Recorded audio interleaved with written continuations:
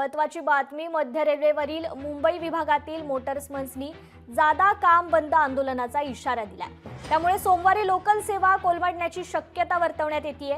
मध्य रेल्वेवरील मुंबई विभागातील मोटरमन पुन्हा एकदा कामाच्या अतिरिक्त ताणामुळे मूक निदर्शने करण्याच्या तयारीत आहेत. रिक्त पदांमुळे मोटरमनांना जादा कामाचा भार येतोय. त्यामुळे ज्यांचे मानसिक आणि शारीरिक स्वास्थ्य बिघडतंय. तसेच दीर्घकाळापासून मोटरमनच्या अनेक तक्रारी प्रलंबित आहेत.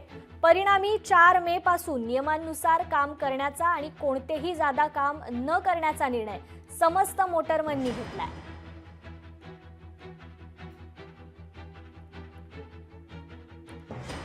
तर मोटरमननी जादा काम बंद आंदोलनाचा इशारा दिलाय.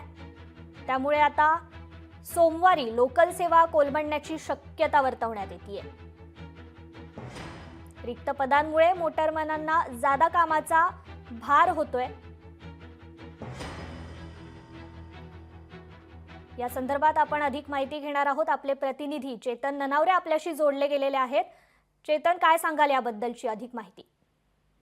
निश्चितच कृपा, एकंदरीतच जवळपास आपण जर पाहिलं तर 75 लाख मुंबईतून जे लोकल आहेत त्यातून प्रवासी प्रवास करत असतात. आणि ही सेवा, जी मुंबई लोकल सेवा पूर्णपणे गतिमान ठेवतात ते म्हणजे मोटरमन असतात. आणि हे मोटरमनांची संख्या जर पाहिली तर जवळपास 1300 आहे.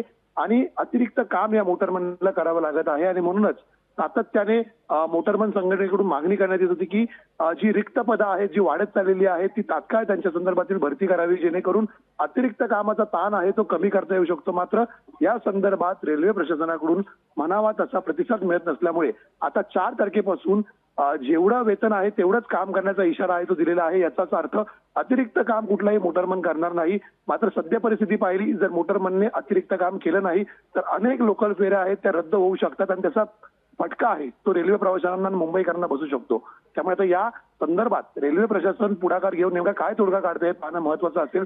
अन्यथा आठवड्याच्या पहिल्याच दिवशी म्हणजे सोमवारी रेल्वे प्रवाशांना मोठ्या प्रमाणात गर्दीचा सामना करावा लागू शकतो. कृपा. नक्कीच चेतन, धन्यवाद तुम्ही दिलेल्या या अधिकच्या माहितीबद्दल.